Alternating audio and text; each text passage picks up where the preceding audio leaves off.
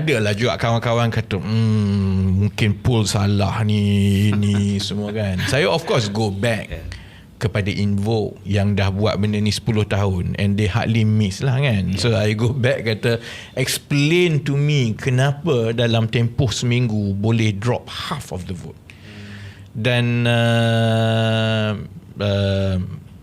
satu benda yang saya rasa disiplin yang kami ada, ini disiplin akademik juga sebenarnya kan.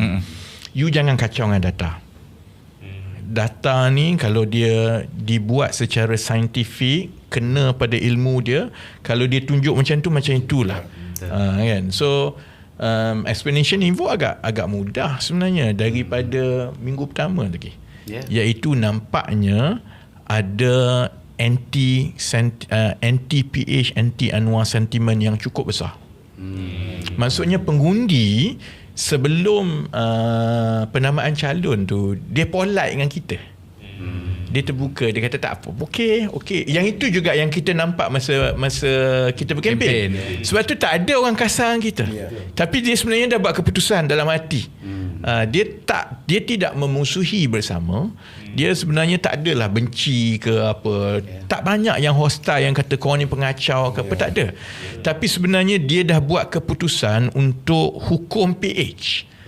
Yang itu apa nama ni, penerangan yang Invoke berikan lah bila kita orang dalam minggu pertama tu duk bergaduh, duk tanya how do you explain daripada last week kita punya undi Melayu 13 boleh jatuh ke 6%. Benda kempen belum bermula sangat lagi pun. So Invoke kata pengalaman mereka 10 tahun buat benda tu, maksudnya pengundi dah buat keputusan. Benda yang sama more or less you nampak dulu masa sentimen anti Najib ke arah 2018. Sebab itu bila kita jumpa pengundi Cina, pengundi Melayu, dia okey. But you can tell bila dia tidak begitu bersemangat semua tu, maksudnya dalam hati tu dia dah buat keputusan. I cannot be with you today because saya sebenarnya dah ada keputusan yang lain kan. So kita memang masuk perfect storm. Perfect storm yang mana pengundi Johor, dan sudah tentulah ini soal duit. Ada orang kata sebenarnya pelaburan itu telah dibuat setahun lebih awal lagi dah pun.